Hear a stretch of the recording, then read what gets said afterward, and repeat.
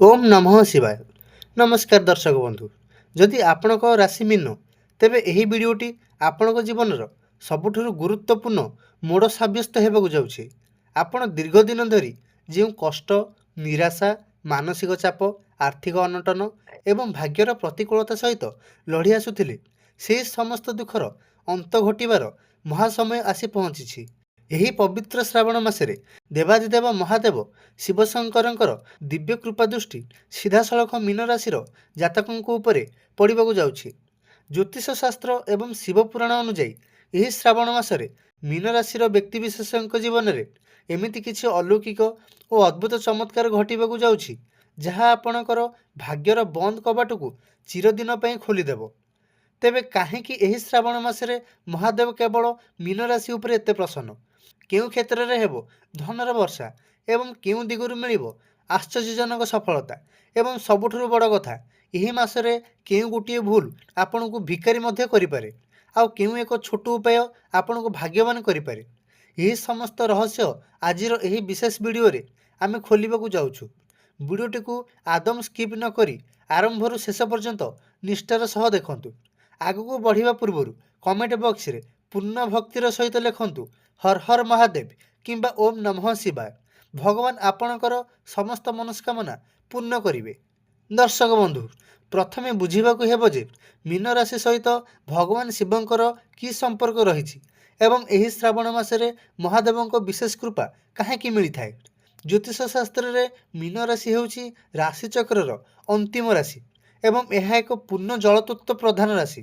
ଅନ୍ୟପକ୍ଷରେ ଦେବାଦିଦେବ ମହାଦେବ ହେଉଛନ୍ତି ଜଳାଭିଷେକ ପ୍ରିୟ ଏବଂ ନିଜ ମସ୍ତକରେ ପବିତ୍ର ଗଙ୍ଗାକୁ ଧାରଣ କରିଥିବା ଗଙ୍ଗାଧର। ଶ୍ରାବଣ ମାସ ସମ୍ପୂର୍ଣ୍ଣ ରୂପେ ବର୍ଷା ଋତୁ ତଥା ଜଳତତ୍ତ୍ୱର ସମୟ। ଯେତେବେଳେ ପ୍ରକୃତିରେ ଜଳର ଉପସ୍ଥିତି ବୃଦ୍ଧି ପାଏ ସେତେବେଳେ ମୀନ ରାଶିର ଶକ୍ତି ଜାଗ୍ରତ ହୁଏ। ଦ୍ୱିତୀୟରେ ଦେବଗୁରୁ ବୃହସ୍ପତି ଓ ଆଦିଗୁରୁ ଶିବ।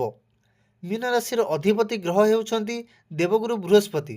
ବୃହସ୍ପତି ହେଉଛନ୍ତି ଜ୍ଞାନ, ଧର୍ମ ଏବଂ ଆଧ୍ୟାତ୍ମିକତାର କାରକ। ଆଉ ସମସ୍ତ ସୃଷ୍ଟିର ସବୁଠାରୁ ପ୍ରଥମ ଏବଂ ପରମ ଗୁରୁ ହେଉଛନ୍ତି ମହାଦେବ, ଯାହାଙ୍କୁ ଦକ୍ଷିଣମୂର୍ତ୍ତି ବା ଆଦିଗୁରୁ କୁହାଯାଏ। ତେଣୁ ଗୁରୁଙ୍କ ପ୍ରିୟ ରାଶି ଉପରେ ଶିବଙ୍କର ଅଶେଷ ଆଶୀର୍ବାଦ ସର୍ବଦା ରହିଥାଏ। ଏହି କାରଣରୁ ଶ୍ରାବଣ ମାସ ଆସିବା ମାତ୍ରେ ହିଁ ମୀନ ରାଶିର ବ୍ୟକ୍ତିମାନଙ୍କ କୁଣ୍ଡଳୀରେ ଥିବା ସମସ୍ତ ନକାରାତ୍ମକ ଦୋଷ, ପୁନର୍ଜନ୍ମର ପାପ ଏବଂ ଗ୍ରହ ପୀଡ଼ା ମହାଦେବଙ୍କ କରୁଣା ଦୃଷ୍ଟିରେ ଧୋଇ ହୋଇଯାଏ। ତେବେ ଦର୍ଶକ ବନ୍ଧୁ, ଏବେ ଆସନ୍ତୁ ଜାଣିବା ଏହି ଶ୍ରାବଣ ମାସରେ ମୀନ ରାଶିର ବ୍ୟକ୍ତିବିଶେଷଙ୍କ ଜୀବନରେ କେଉଁ କେଉଁ କ୍ଷେତ୍ରରେ ବଡ଼ ଧରଣର ସକାରାତ୍ମକ ପରିବର୍ତ୍ତନ ଓ ଚମତ୍କାର ଦେଖିବାକୁ ମିଳିବ।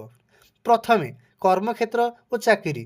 ଯଦି ଆପଣ ଦୀର୍ଘ ଦିନରୁ ଚାକିରି କ୍ଷେତ୍ରରେ ଅସୁବିଧା, ପଦୋନ୍ନତିରେ ବାଧା କିମ୍ବା କାର୍ଯ୍ୟାଳୟରେ ଶତ୍ରୁମାନଙ୍କର ଷଡ଼ଯନ୍ତ୍ରର ଶିକାର ହେଉଥିଲେ ତେବେ ଶ୍ରାବଣ ମାସରେ ଏସବୁ ସମସ୍ୟାର ସମାଧାନ ହେବ। ଉଚ୍ଚପଦସ୍ଥ ଅଧିକାରୀଙ୍କର ପୂର୍ଣ୍ଣ ସହଯୋଗ ମିଳିବ। ଆପଣଙ୍କ ପରିଶ୍ରମର ଉଚିତ ମୂଲ୍ୟାଙ୍କନ ହେବ ଏବଂ ପ୍ରମୋସନ ସହ ଦରମା ବୃଦ୍ଧିର ଯୋଗ ସୃଷ୍ଟି ହେଉଛି। ଯେଉଁମାନେ ନୂତନ ଚାକିରି ସନ୍ଧାନରେ ଅଛନ୍ତି ସେମାନଙ୍କୁ କୌଣସି ପ୍ରତିଷ୍ଠିତ ସଂସ୍ଥାରୁ ଉତ୍ତମ ପ୍ରସ୍ତାବ ମିଳିବ। ଦ୍ୱିତୀୟରେ ବ୍ୟବସାୟ ଓ ବାଣିଜ୍ୟ। ବ୍ୟବସାୟୀମାନଙ୍କ ପାଇଁ ଏହି ଶ୍ରାବଣ ମାସ କୌଣସି ବରଦାନ ଠାରୁ କମ୍ ହେବ ନାହିଁ। ଯେଉଁ ଟଙ୍କା ବଜାରରେ ଅଟକି ରହିଥିଲା ତାହା ଅପ୍ରତ୍ୟାଶିତ ଭାବରେ ଫେରି ପାଇବେ। ନୂଆ ଭାଗିଦାରୀ କିମ୍ବା ନୂତନ ଚୁକ୍ତି ସ୍ୱାକ୍ଷରିତ ହେବାର ପ୍ରବଳ ସମ୍ଭାବନା ରହିଛି। ବିଶେଷ କରି ଖାଦ୍ୟପେୟ, ଜଳ ସମ୍ବନ୍ଧୀୟ, ଶିକ୍ଷା, ପରାମର୍ଶ, ବସ୍ତ୍ର ଏବଂ ସୁନାରୂପା ବ୍ୟବସାୟ ସହ ଜଡ଼ିତ ଥିବା ଲୋକଙ୍କୁ ଦ୍ୱିଗୁଣିତ ଲାଭ ମିଳିବ। ତୃତୀୟରେ ଆର୍ଥିକ ସ୍ଥିତି ଓ ଧନ ଲାଭ। ମୀନ ରାଶିର ଜାତକମାନେ ଆର୍ଥିକ ସଙ୍କଟରୁ ମୁକ୍ତି ପାଇବେ। ଆୟର ନୂଆ ନୂଆ ଉତ୍ସ ଖୋଲିବ। ଏକାଧିକ ମାଧ୍ୟମରୁ ଧନ ଆଗମନର ରାସ୍ତା ପ୍ରଶସ୍ତ ହେବ। ପୁରୁଣା ଋଣ ପରିଶୋଧ କରିବାରେ ଆପଣ ସକ୍ଷମ ହେବେ। ଜମିବାଡ଼ି କିମ୍ବା ସମ୍ପତ୍ତି କ୍ରୟ ବିକ୍ରୟରୁ ଆକସ୍ମିକ ଧନ ଲାଭ ହେବାର ସୁଯୋଗ ମଧ୍ୟ ରହିଛି। ଚତୁର୍ଥରେ ପାରିବାରିକ ଜୀବନ ଓ ଶାନ୍ତି। ପରିବାରରେ ଚାଲିଥିବା ଅଶାନ୍ତି, କଳହ ଓ ମନୋମାଳିନ୍ୟ ଦୂର ହେବ। ଗୃହରେ କୌଣସି ମାଙ୍ଗଳିକ କିମ୍ବା ଧାର୍ମିକ କାର୍ଯ୍ୟର ଆୟୋଜନ ହୋଇପାରେ ଯାହା ଘରକୁ ଆନନ୍ଦମୟ କରିବ। ପିତାମାତା ଏବଂ ଗୁରୁଜନଙ୍କ ଆଶୀର୍ବାଦ ଆପଣଙ୍କ ଭାଗ୍ୟକୁ ଆହୁରି ବଳବାନ କରିବ। ପଞ୍ଚମରେ ପ୍ରେମ, ଦାମ୍ପତ୍ୟ ଓ ବିବାହ। ବିବାହିତ ଦମ୍ପତିଙ୍କ ମଧ୍ୟରେ ଥିବା ଦୂରତା ମିଳାଇଯିବ ଏବଂ ପ୍ରେମ ସମ୍ପର୍କ ଆହୁରି ମଧୁର ହେବ।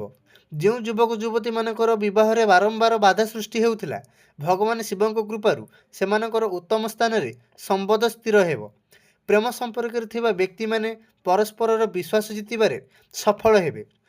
ତେବେ ଷଷ୍ଠରେ ହେଉଛି ସ୍ୱାସ୍ଥ୍ୟ ଓ ମାନସିକ ସ୍ଥିତି। ଦୀର୍ଘ ଦିନ ଧରି ଚାଲି ଆସୁଥିବା ମାନସିକ ଅବସାଦ, ଚିନ୍ତା ଏବଂ ଅନିଦ୍ରା ଭଳି ସମସ୍ୟାରୁ ମୁକ୍ତି ମିଳିବ।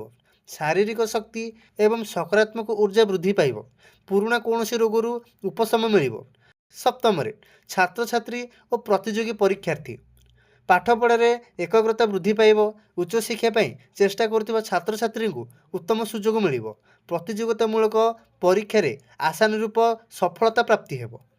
ତେବେ ଆସନ୍ତୁ ଜାଣିବା ଏହି ଶ୍ରାବଣ ମାସରେ ମୀନ ରାଶିର ବ୍ୟକ୍ତିମାନେ କ'ଣ କରିବା ଉଚିତ। ଦର୍ଶକ ବନ୍ଧୁ, ମହାଦେବଙ୍କର ପୂର୍ଣ୍ଣ ଆଶୀର୍ବାଦ ପାଇବା ପାଇଁ ଶ୍ରାବଣ ମାସରେ ପ୍ରତ୍ୟେକ ମୀନ ରାଶିର ବ୍ୟକ୍ତିଙ୍କୁ କିଛି ବିଶେଷ ନିୟମ ପାଳନ କରିବାକୁ ପଡ଼ିବ। ପ୍ରଥମେ ବିଶେଷ ଜଳାଭିଷେକ। ପ୍ରତ୍ୟେକ ଦିନ କିମ୍ବା ପ୍ରତ୍ୟେକ ଶ୍ରାବଣ ସୋମବାର ଦିନ ଏକ ତମ୍ବା କିମ୍ବା ପିତ୍ତଳ ପାତ୍ରରେ ଶୁଦ୍ଧ ଜଳ ନିଅନ୍ତୁ। ସେଥିରେ ଅଳ୍ପ କଞ୍ଚା ଗାଈ କ୍ଷୀର, କେଶର କିମ୍ବା ଟିକିଏ ହଳଦୀ ଗୁଣ୍ଡ ମିଶାଇ ଶିବଲିଙ୍ଗ ଉପରେ ଧୀରେ ଧୀରେ ଅର୍ପଣ କରନ୍ତୁ। ଦ୍ୱିତୀୟରେ ବେଲପତ୍ର ଅର୍ପଣ। 3 ପାଖିଆ ଅକ୍ଷତ ବେଲପତ୍ର ଉପରେ ଚନ୍ଦନରେ ଓମ୍ କିମ୍ବା ରାମ ଲେଖି ଶିବଲିଙ୍ଗରେ ଅର୍ପଣ କରନ୍ତୁ। ତୃତୀୟରେ ହଳଦିଆ ରଙ୍ଗର ବ୍ୟବହାର।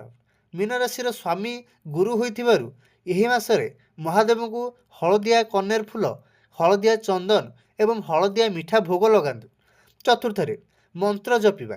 ପ୍ରତିଦିନ ରୁଦ୍ରାକ୍ଷ ମାଳାରେ ଅତି କମରେ 108 ଥର ଓମ୍ ନମଃ ଶିବାୟ ଏବଂ 11 ଥର ମହାମୃତ୍ୟୁଞ୍ଜୟ ମନ୍ତ୍ର ଜପ କରନ୍ତୁ। ପଞ୍ଚମରେ ଗୋସେବା ଓ ଦାନ। ପ୍ରତିଦିନ ଗାଈକୁ ହଳଦୀ ଲଗା ରୁଟି କିମ୍ବା ସବୁଜ ଘାସ ଖାଇବାକୁ ଦିଅନ୍ତୁ। ଗରିବ ଲୋକଙ୍କୁ ଅନ୍ନ ଓ ବସ୍ତ୍ର ଦାନ କରନ୍ତୁ।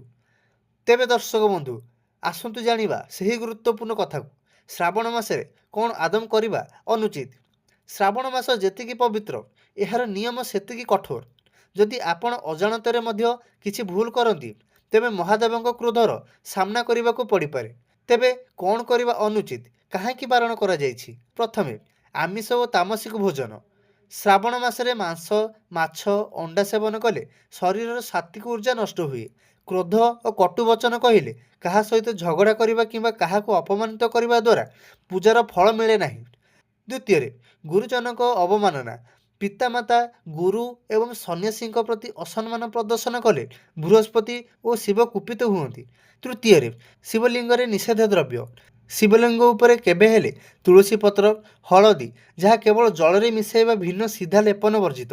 କେତକୀ ଫୁଲ କିମ୍ବା ଶଙ୍ଖରେ ଜଳ ଚଢ଼ାନ୍ତୁ ନାହିଁ। ଅନ୍ଧବିଶ୍ୱାସରେ ଟଙ୍କା ଉଧାର ଦିଅନ୍ତୁ ନାହିଁ। ବିନା ଯାଞ୍ଚରେ କାହାକୁ ବଡ଼ ଧରଣର ଧନ ଉଧାର ଦିଅନ୍ତୁ ନାହିଁ। ତେବେ ଦର୍ଶକ ବନ୍ଧୁ, ଆମେ ପହଞ୍ଚି ଯାଇଛେ ସେହି ଭାଗ ଉପରେ ଯାହା ଆପଣ ଏପର୍ଯ୍ୟନ୍ତ ହେଲା ଅପେକ୍ଷା କରି ରହିଛନ୍ତି। ଭାଗ୍ୟ ଖୋଲିବାର ସେହି ମହାଚମତ୍କାରୀ ଗୁପ୍ତ ଉପାୟ ଜାଣିବାର। ଦର୍ଶକ ବନ୍ଧୁ, ଏବେ ମୁଁ ଆପଣଙ୍କୁ ମୀନ ରାଶି ପାଇଁ ଶିବପୁରାଣର ଏକ ଅତି ଗୁପ୍ତ ଓ ଚମତ୍କାରୀ ଉପାୟ କହିବାକୁ ଯାଉଛି, ଯାହାକୁ ଶ୍ରାବଣ ମାସର ଯେକୌଣସି ସୋମବାର ଦିନ କଲେ ମନବାଞ୍ଛା ନିଶ୍ଚିତ ପୂରଣ ହୁଏ। ସଂକଳ୍ପ ସିଦ୍ଧି ଉପାୟ। ଗୋଟିଏ କଂସା ପାତ୍ରରେ ଗଙ୍ଗା ଜଳ, ଶୁଦ୍ଧ ମହୁ ଏବଂ କଳା ରାଶି ମିଶାନ୍ତୁ। ମନ୍ଦିରକୁ ଯାଇ ପୂର୍ବ କିମ୍ବା ଉତ୍ତର ଦିଗକୁ ମୁହଁ କରି ବସନ୍ତୁ। ନିଜ ମନର ସବୁଠାରୁ ବଡ଼ ଇଚ୍ଛାଟିକୁ ମନେ ମନେ 3 ଥର ଉଚ୍ଚାରଣ କରି ମହାଦେବଙ୍କ ଉପରେ ସେହି ଜଳକୁ ଧାରା ପ୍ରବାହ କରି ଢାଳନ୍ତୁ। ଏହା ସହିତ ନିମ୍ନଲିଖିତ ଶିବ ମନ୍ତ୍ରକୁ ମାତ୍ର 11 ଥର ଜପ କରନ୍ତୁ। ତାହା ହେଉଛି ଓମ୍ ତତ୍ପୁରୁଷାୟ ବିଦ୍ମହେ ମହାଦେବାୟ ଧୀମହି ତନୋ ରୁଦ୍ରଃ ପ୍ରଚୋଦୟାତ୍। ଏହି ଉପାୟଟି କରିବା ଦ୍ୱାରା ବର୍ଷ ବର୍ଷ ଧରି ଅଟକି ରହିଥିବା କାର୍ଯ୍ୟ ମାତ୍ର କିଛି ଦିନ ମଧ୍ୟରେ ସମ୍ପନ୍ନ ହୋଇଥାଏ। ପ୍ରିୟ ମୀନ ରାଶିର ଭାଇ ଓ ଭଉଣୀମାନେ, ଶ୍ରାବଣ ମାସ ହେଉଛି ଭାଗ୍ୟ ବଦଳାଇବାର ଏକ ସୁବର୍ଣ୍ଣ ସୁଯୋଗ। ମହାଦେବ ହେଉଛନ୍ତି ଭୋଳାନାଥ। ସେ କେବଳ ଭକ୍ତିର ଆକୁଳତା ଓ ଗୋଟିଏ ଲୋଟା ଶୁଦ୍ଧ ଜଳରେ ପ୍ରସନ୍ନ ହୋଇଯାଆନ୍ତି। ମନରୁ ସମସ୍ତ ନକାରାତ୍ମକ ଚିନ୍ତାଧାରା ଦୂର କରି ଶ୍ରଦ୍ଧାର ସହ ମହାଦେବଙ୍କ ଶରଣାପନ୍ନ ହୁଅନ୍ତୁ। ଆପଣଙ୍କ ଜୀବନରୁ ସମସ୍ତ ଦୁଃଖ କଷ୍ଟ ନିଶ୍ଚୟ ଦୂର ହେବ ଏବଂ ଭାଗ୍ୟର ନୂଆ ସୂର୍ଯ୍ୟ ଉଦୟ ହେବ। ଯଦି ଏହି ଭିଡ଼ିଓଟି ଆପଣଙ୍କୁ ଭଲ ଲାଗିଥାଏ, ତେବେ ଏହାକୁ ନିଶ୍ଚୟ ଲାଇକ୍ କରନ୍ତୁ ଏବଂ ନିଜର ସାଙ୍ଗସାଥି ତଥା ପରିବାରବର୍ଗଙ୍କ ସହିତ ସେୟାର କରନ୍ତୁ। ଏହିଭଳି ଦୈନିକ ରାଶିଫଳ, ଗ୍ରହ ଚଳନ ଏବଂ ଶାସ୍ତ୍ରୀୟ ଉପାୟ ଜାଣିବା ପାଇଁ ଆମର ଏହି ଚ୍ୟାନେଲକୁ ଏବେ ହିଁ ସବସ୍କ୍ରାଇବ୍ କରି ପାଖରେ ଥିବା ବେଲ୍ ଆଇକନକୁ ପ୍ରେସ୍ କରନ୍ତୁ। ଶେଷରେ ଆଉ ଥରେ ମହାଦେବଙ୍କୁ ପ୍ରଣାମ ଜଣାଇ କମେଣ୍ଟରେ ନିଶ୍ଚୟ ଲେଖନ୍ତୁ, ହର ହର ମହାଦେବ। ଆଜି ପାଇଁ ଏତିକି। ଭଗବାନ ଆପଣଙ୍କର ଏବଂ ଆପଣଙ୍କ ପରିବାରର ସମସ୍ତ ମନସ୍କାମନା ପୂରଣ କରନ୍ତୁ। ସୁସ୍ଥ ରୁହନ୍ତୁ, ଭଲରେ ରୁହନ୍ତୁ। ରହୁଛି। ଜୟ ଜଗନ୍ନାଥ। ହର ହର ମହାଦେବ।